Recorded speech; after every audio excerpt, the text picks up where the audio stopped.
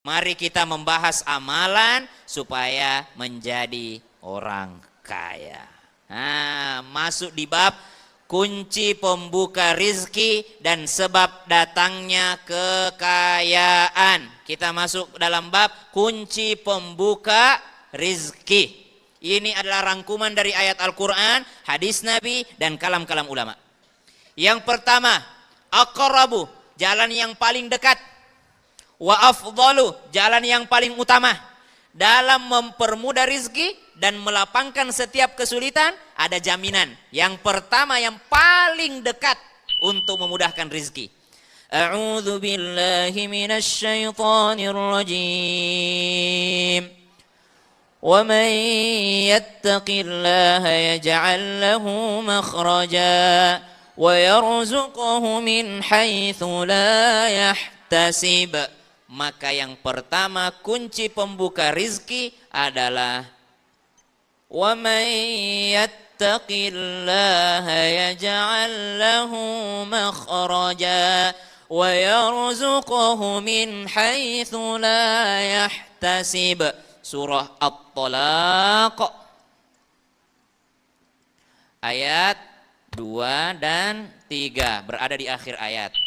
Biasa orang bilang ayat 1000 dinar. Bukan ayatnya jadi mantra, tapi ayatnya difahami isinya. Apa itu yang membuat rezeki mengalir tanpa disangka-sangka? Takwa. Baru saja melewati kita kuliah takwa, sekolah takwa. Apa itu? Bulan Ramadan. Ya ayyuhalladzina amanu kutiba alaikumusiyam kama kutiba alal ladzina min qablikum la'allakum tattaqun. Sebab yang paling akrab, yang paling dekat, yang paling afdal, yang paling tinggi penyebab orang kaya dilapangkan rizkinya oleh Allah Subhanahu wa taala adalah takwa. Bagaimana cara bertakwa? Tadi ayatnya, berpuasa. Puasa itu la'allakum tattaqun. Ibu, ini masih bulan Syawal. Kemarin kita latihan bertakwa dengan berpuasa. Apa itu takwa? Ada latihannya pada saat puasa. Ada orang dari Tangerang mau berangkat ke mana yang jauh-jauh? Gak usah terlalu jauh-jauh lah. Anggaplah contoh. Ada yang di sini kerja sebagai suaminya jadi driver, supir. Dia antar bosnya ke bandara. Dekat kan bandara ya. Ternyata pada saat bosnya mau terbang, ternyata ada dokumen ketinggalan di rumahnya. Bulan Ramadan. Atau ketinggalan di kantornya jauh. Di kantornya di Karawang. Subhanallah. Lalu bosnya suruh drivernya tolong ambil dokumen itu di Karawang. Bulan Ramadan, bulan puasa. Jam 11 siang. Lagi panas-panasnya. Naik mobil lah sendiri ini supir ke Karawang. Capek, haus, panas. Pulang dari Karawang menuju bandara nganterin dokumen. Ternyata pada saat macet di lampu merah, dia lihat di sampingnya di dashboard ada air minum. Ada juga roti bekas semalam masih bagus. Dia buka atau tidak? Biasanya tidak. Itu yang disebut takwa itu. Tidak ada orang yang lihat, boleh aja dia buka. Boleh aja dia makan itu roti. Tapi dia tidak mau, kenapa? Kenapa? Batal puasanya. Ya, berdosa, batal puasanya, berdosa, harus ganti dari yang lain. Ini latihan takwa. Maksudnya apa? Keluar dari Ramadan, takutlah kepada Allah seakan-akan kau dijagai terus. Kadangkala kita kalau di masjid kita bertakwa, di luar masjid udah kurang-kurang takwanya. Nabi bilang ittaqillaha haitsuma kunta. Bertakwalah kepada Allah dimanapun engkau berada. Kalau di masjid bertakwa, di luar juga bertakwa. Ada ibu-ibu belum keluar masjid sudah kurang-kurang takwanya. Masih dalam masjid udah ngomongin orang. Apalagi di luar masjid. Subhanallah. Jadi kalau kita menyadari puasa itu adalah latihan bertakwa, latihan dijagai sama Allah, latihan diawasin sama Allah, maka itu penyebab rizki datang. Wa may yattaqillaha yaj'al lahu makhraja. Ibu pernah lihat konten nggak? Ada orang itu seakan-akan dia suarakan isi hatinya, dia pandang suaminya. apa gue injek aja ya kepalanya, apa gue bales aja nih laki-laki nih, apa gue minta cerai aja ya sama dia ya. Dia pikir kagak ada lagi yang mau sama gue kan masih cantik. Tapi itu hatinya yang ngomong, itu hatinya ngomong, hatinya bikin konten, ada konten begitu. Nah itu dia tahan, subhanallah, dia tahan. Itu takwa, itu dia tahan. Dia sanggup, dia lawan suaminya, dia sanggup dia. Tahu lu, gue penghasilan gue lebih gede daripada lu, gue sebelum nikah sama lu gue udah kaya raya. Tapi dia tahan. Kenapa? Dia tahu bahwa Allah melihat apa yang kau lakukan pada saat ada suaminya ataupun lagi tidak ada suaminya. Dimanapun dia berada, dia bertakwa kepada Allah Subhanahu wa ta'ala. Maka bertakwalah kepada Allah. Takutlah kita sama Allah Subhanahu wa ta'ala. Takut kita sama Allah. Mau melangkah ke sini, ada yang lihat, tidak ada yang lihat, takut kepada Allah Subhanahu wa ta'ala. Itu penyebab rezeki datang. Yang kedua, a'udzu billahi minasy syaithanir rajim. وَأَنْ لَوْ اسْتَقَامُوا عَلَى الطَّرِيقَةِ لَأَسْقَيْنَاهُمْ مَاءً غَدَقًا. Jikalau mereka berjalan lurus di atas jalan agama Islam, maka kami benar-benar akan memberikan minum kepada mereka air yang segar. Surah Al-Jin ayat 16. Apa di sini? Wa allawistaqamu, maka yang kedua, jalan membuka rizki yang paling dekat, yang paling afdal adalah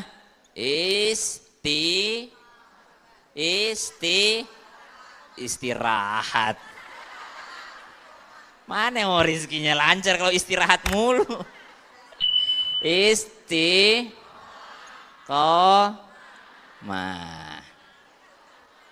Surah Al-Jin ayat 16. Salah ini.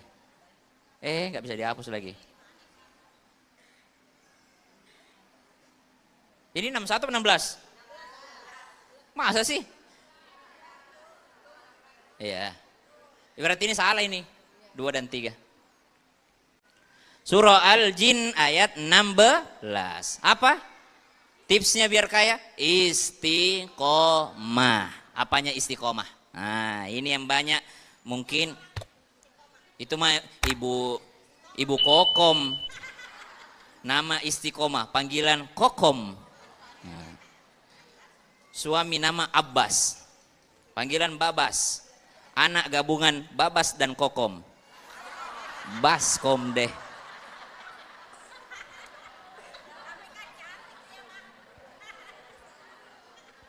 Apa makna yang paling mudah dipahami dari istiqomah? Istiqomah berjalan tegak lurus di atas aturan agama. Artinya apa? Dalam mencari rizkinya Allah Subhanahu wa ta'ala, istiqomahlah dalam mencari rizki, yaitu dengan cara meninggalkan apa yang dilarang sama Allah. Dengan cara meninggalkan apa yang dilarang sama Allah. Wailul lil mutaffifin. Ngurang-ngurangin timbangan. Susah kaya. Bagaimana caranya kaya kalau melanggar daripada apa yang dilarang oleh Allah? Ada sebuah syair mengatakan, idza kunta fi ni'matin far'aha fa innal ma'asi tunzilun ni'am. Jika engkau berada dalam kenikmatan, jagalah nikmat itu, karena maksiat pasti akan menghilangkan nikmat. Ada orang berusaha cari nafkah, tapi dia campur dalam mencari nafkahnya kemaksiatan, zolim kepada karyawannya. Ada kemarin viral itu, nggak ngasih tunjangannya, segala macam, zolim kepada orang. Maka ini akan menghilangkan rizki. Istiqomah dalam artian tegak lurus menjalankan perintah Allah dalam usahanya.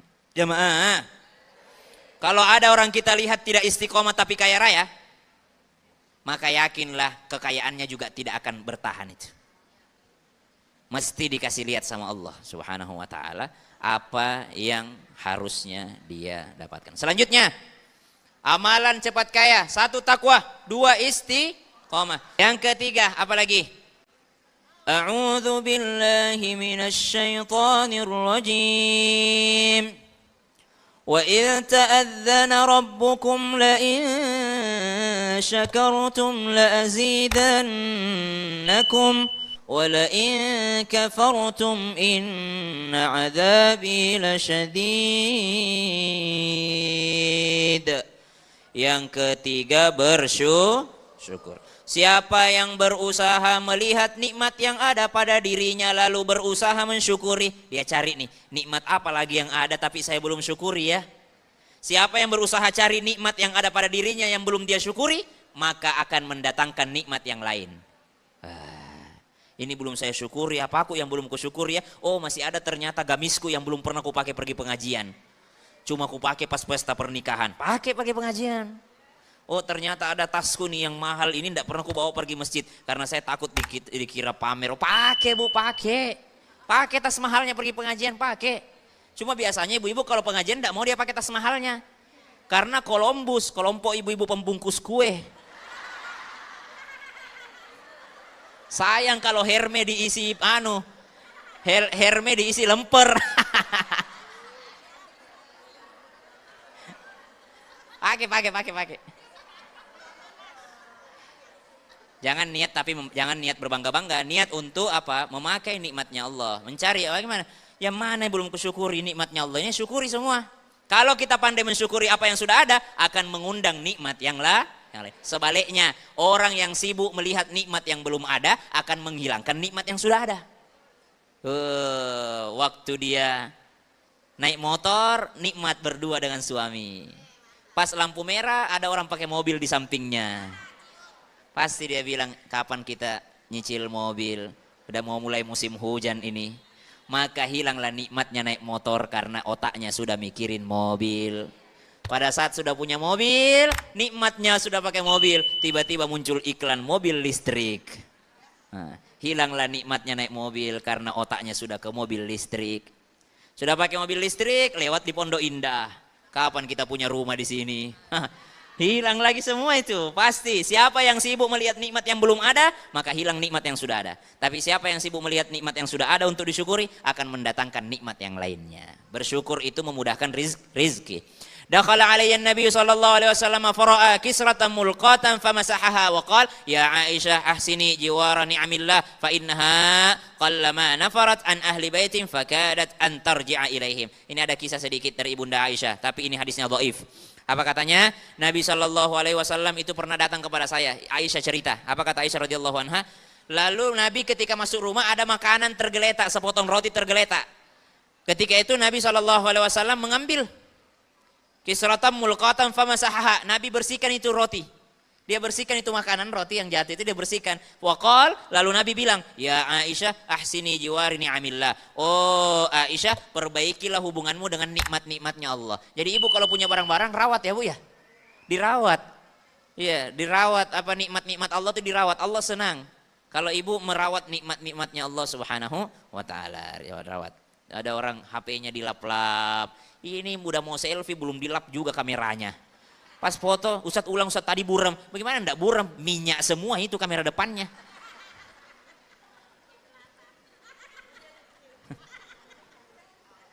Kotor kamera depan, lap-lap. Allah senang.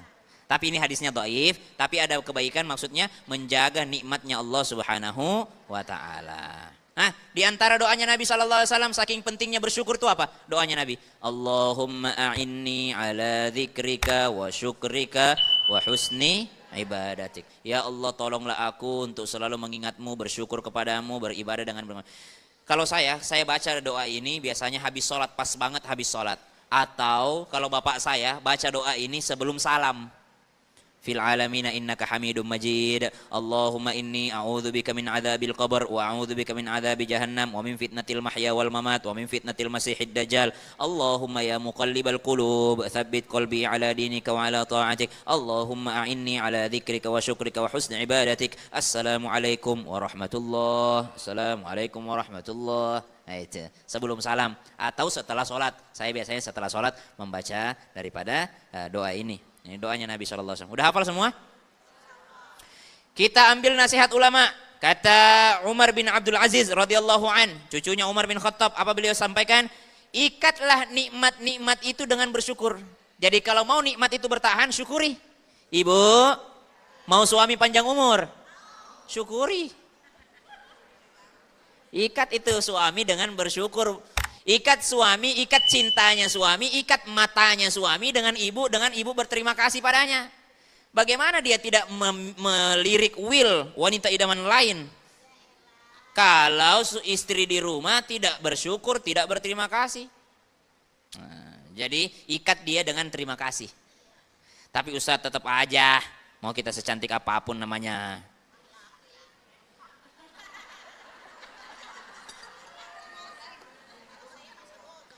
Tapi ibu harus berusaha maksimal dulu biar diridhoi sama Allah, dapat pahala. Kalaupun tidak dihargai ya sudah urusan dia sudah itu. Imam Hasan Al-Basri menyampaikan sesungguhnya Allah memberikan nikmat kepada siapa saja yang dikehendakinya. Jadi kalau Allah tiba-tiba kasih nikmat rezeki nomplok itu biasa. Tapi Allah juga berkuasa menyiksa seseorang, mengubah itu nikmat jadi siksa kalau nikmat itu tidak disyukuri. Ada orang tiba-tiba dapat rezeki nomplok. Dikasih sama Allah, ya terserah Allah mau ngasih. Tiba-tiba dikasih rezeki nomplok, ya terserah Allah. Tiba-tiba ternyata di bawah rumahnya ada uranium, ada emas. Tapi ternyata pas udah dapat emasnya, tidak sholat, tidak apa, tidak syukur. Maka Allah bisa saja langsung merubah itu nikmat menjadi siksa baginya. Tiba-tiba datang KPK. Ternyata bukan emas, tapi uang rakyat. Subhanallah. Berarti yang ketiga, apa cara kita meluaskan rizki adalah dengan cara bersyukur. Surah Ibrahim ayat 7. Yang keempat, ini semua amalan hati dan badan. Hatinya bertakwa kepada Allah, takut sekali sama Allah sehingga badannya tidak macam-macam. Istiqomah hatinya, syukur hatinya, lalu menampakkan rasa syukur dalam hati itu dengan beribadah gerakan-gerakannya. Jamaah. Muhammad bin Idris berkata, sesungguhnya nikmat itu sangat terkoneksi, terhubung dengan syukur. Syukur itu terhubung, bagaikan tali. Syukur itu berhubung dengan penambahan nikmat. Maka keduanya berjalan beriringan, tidak akan berhenti tambahan dari Allah selama tidak berhenti juga rasa syukur itu. Subhanallah. Syukur itu beriringan dengan nikmat. Ini ada rezeki, dia jalan terus. Selama apa? Selama di sini ada syukur. Kalau tidak ada syukur, baru berhenti itu. Tapi selama dia syukur terus, jalan terus nikmat dari Allah Subhanahu wa ta'ala. Cara paling cepat untuk menghentikan nikmat adalah dengan tidak bersyukur. Mau tahu ciri orang bersyukur? Di antaranya suka berbagi. Jamaah, sudah berapa itu? 3. Yang keempat inilah mungkin yang ibu-ibu anggap sebagai amalan. Karena banyak orang salah paham, dia pikir amalan itu yang dibaca doang. Tidak, amalan itu, takwa itu amalan. Bagaimana kau menjaga apa yang dilarang sama Allah, itu takwa, itu mendatangkan rizki. Kalau kau istiqomah dalam amalanmu, istiqomah menjalankan perintah Allah, itu pembuka rizki, amalan namanya. Bukan yang dibaca-baca. Bukan, tapi nanti akan ada itu, nanti ada. Tapi ulama kita saja menaruh itu yang terakhir. Dimulai dengan ketakwaan dulu. Buat apa dia banyak-banyak baca ini, tapi ternyata kesehariannya dia tidak menjaga apa yang dilarang sama Allah. Nah, rasa syukur. Kemudian yang keempat, Al-Qur'anu ghina la faqra ba'dahu wa la ghina dunah. Al-Quran itu adalah kekayaan yang tidak akan ada lagi kemiskinan setelahnya. Dan tidak ada kekayaan satupun kecuali tanpa Al-Quran. Maka amalan selanjutnya yang membuat rizki itu dilapangkan adalah interaksi dengan Al-Quran. Dengan Al-Quran. Angkat tangan di sini yang baca Quran di bulan Ramadan. Masyaallah. Coba angkat tangan dulu. Ulangi dulu, tadi tidak fokus. Angkat tangan di sini yang waktu Ramadan baca Al-Quran. Masyaallah. Turunkan tangan, sekarang masih tetap. Turunkan tangannya yang sampai tanggal sekarang belum buka lagi Qur'annya.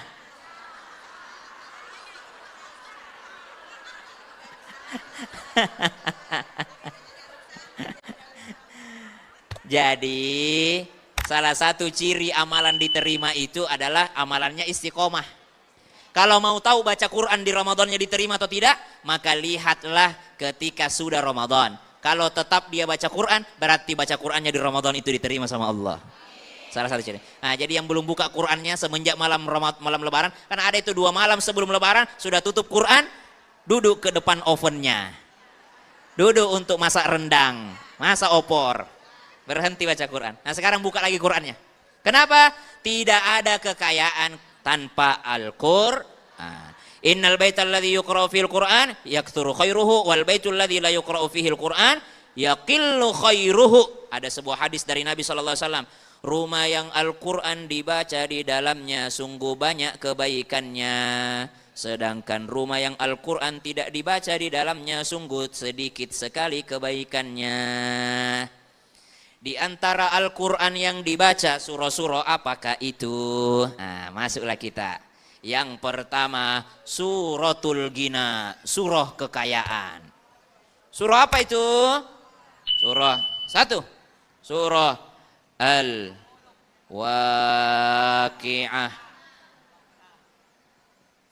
Idza waqa'atil waqi'ah ليس لوقعتها كاذبة خافضة رافعة. Sampai situ dulu.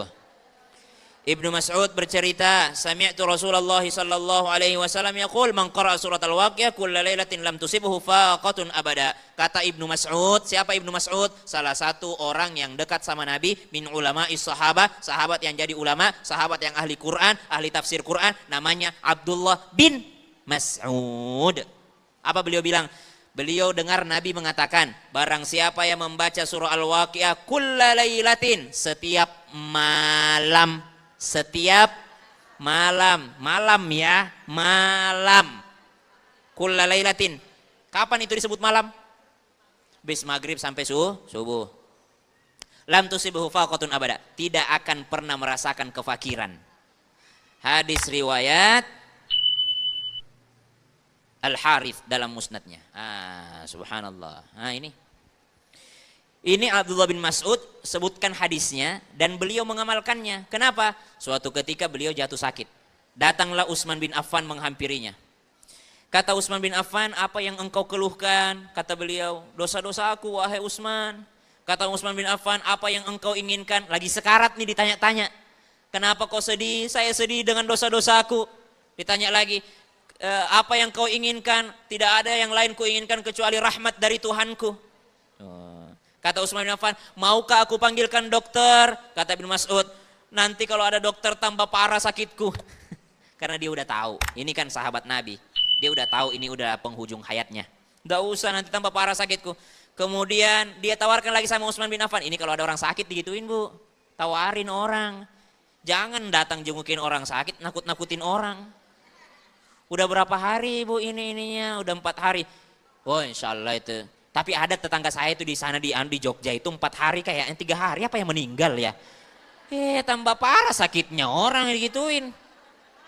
Kalau ada orang sakit dikasih tawaran apa yang kau inginkan, mau makan apa. Ini tanya nih mau makan apa Abdullah bin Mas'ud, saya carikan. Kata Utsman bin Affan, kata Mas'ud tidak ada yang kuharapkan sekarang cuma rahmatnya Allah.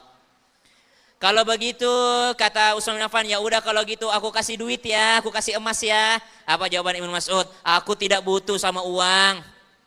Kata Utsman bin Affan, kalau begitu wahai Ibnu Mas'ud, saya kasih kau uang. Ini ndak usah kalau kau ndak butuh, tapi taruh aja menjadi hartamu supaya apa? Kalaupun kau meninggal dunia jadi warisan untuk anak-anakmu.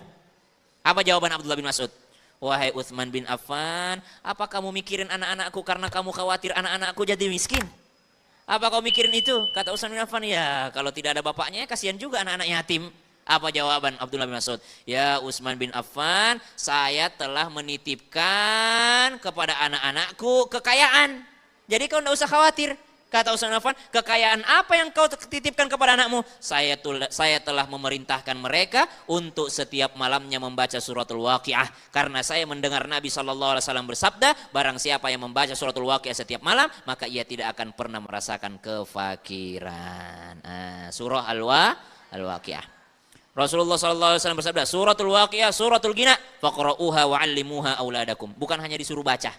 Tapi surah Al-Waqiah kata Anas bin Malik adalah surah Al-Ghina, surah kekayaan. Bacalah dan ajarkanlah kepada anak-anakmu. Idza waqa'atil waqi'ah laisa liwaqa'atiha kadhibah khafidatur rafi'ah idza rujjatil ardu rajja wa bussatil jibalu bassa fakanat haba'an munbatha wa kuntum azwajan thalatha fa ashabul maimanati ma ashabul maimanah wa ashabul mash'amati ma ashabul mash'amah was-sabiquna as-sabiqun. Ini ayat 10. Kata guru saya, di sini bacalah doa. Allahumma ja'alna minas sabiqin as-sabiqin. Ya Allah, golongkanlah aku menjadi orang yang terdahulu masuk surga. Enggak lama-lama nungguin antrian. Jadi cepat masuk surga. Mau cepat masuk surga? Mati.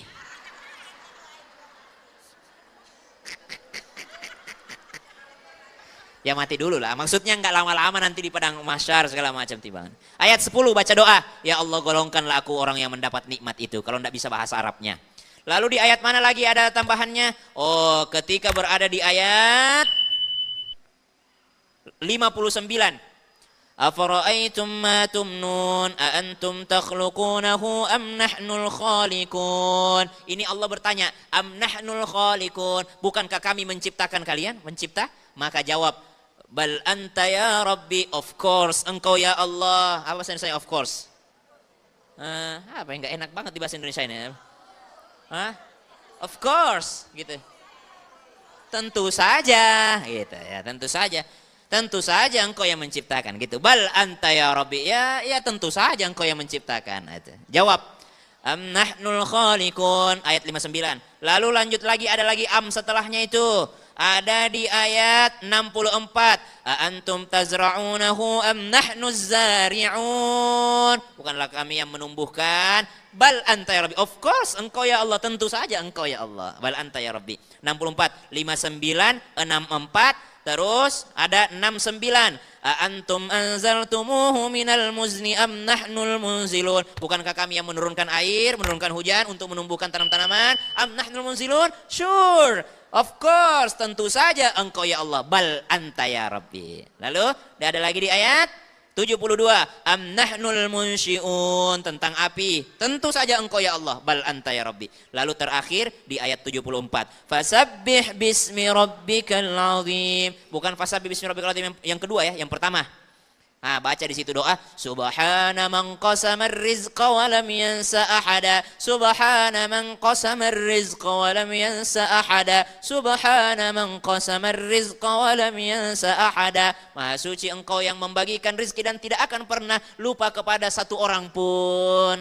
Maka engkau tidak akan pernah lupa kepada aku ya Allah. Ini amalan baca surah Al-Waqiah. Ada di ayat 10, ayat 59, kemudian ayat 64, kemudian ayat di ayat 69, lalu terakhir di ayat 74. Itu bacaan surah Al-Waqiah. Doanya mau dicatat nggak?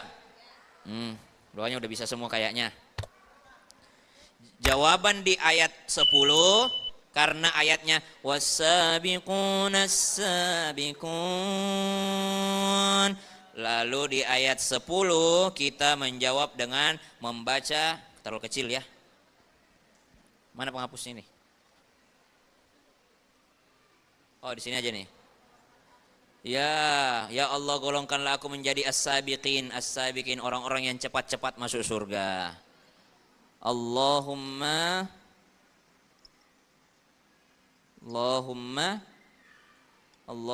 ja'alna atau ja'alni, Allahumma ja'alna minas sabiqin. Ya Allah, golongkanlah aku menjadi yang awal-awal. Ini di ayat 10. Kemudian ada di ayat 59. Am nahnul khaliqun. Am nahnul munzilun, am nahnul munsyiun. Itu jawabannya sama. Apa jawabannya? Bal, tentu saja. Anta ya Rabb. Rabbi boleh, ya Rabb boleh. Bal, tentu saja engkau ya Rabb yang menumbuhkan, yang menurunkan, yang menciptakan, yang menghancurkan. Tentu saja engkau ya Allah. Nah itu. Tapi ini dibaca di luar sholat ya. Kalau ada yang baca al-Waqiah dalam sholat, tidak usah pakai tambahan-tambahan ini. Karena ada juga orang biasanya, dia jawab-jawab. Ada itu di ayat surah Al-A'la. Suhufi Ibrahim wa Musa. Dia tambah di belakangnya. Alaihimussalam. Allahu Akbar. Ngapa nambah-nambah alaihimussalam? Jangan, tidak boleh. Jangan dalam sholat nama-namanya. Dan yang ditambahin ketika membaca itu bukan alaihimussalam. Ditambahin apa? Apa perintahnya dalam surah Al-A'la? Di ayat pertama. Sabbihisma rabbikal a'la. Perintahnya bertasbih. Maka selesai baca surah Al-A'la. Suhufi Ibrahim wa Musa. Tambahannya bukan alaihimussalam. Tambahannya subhanallah walhamdulillah. Bertasbih, disuruh bertasbih. Kan perintahnya sabbihisma rabbikal a'la. Bukan disuruh alaihimussalam. Nah, sama dengan surah Al-Insyirah ya, atau At-Tin itu. Wa fi asnatin thumma rasulun ila ladina amanu salihati falahum ajrun ghairu mamnun fama yukadzibuka ba'du biddin alaysallahu bi ahkamil hakimin bala wa ana minasyahidin. Ya, tentu saja, tapi di luar salat. Ada lagi di ayat berapa tadi? Yang terakhir, Fasabbih bismi rabbikal azim. 69, 74. Ada di ayat 74. Apa jawabannya? Subhana man qasama ar-rizqa walam yansa ahada.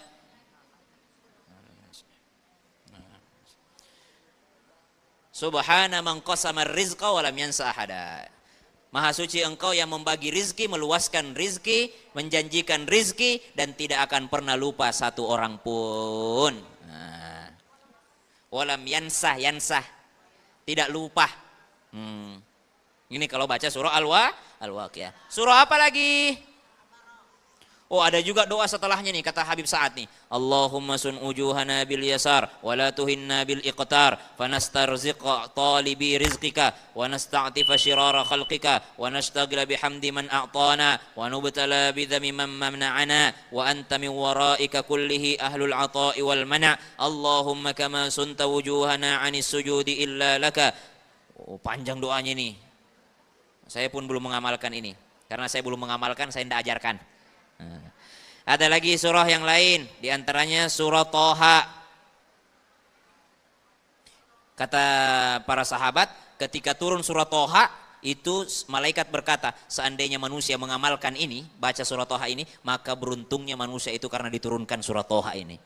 Toha ma anzalna alaikal qur'ana litashqa. Saya tutup pengajiannya dengan membacakan satu surah yang paling bisa diamalkan, yang memudahkan rizki, dan akan saya lanjutkan nanti amalan ini di pengajian selanjutnya. Apa itu yang terakhir?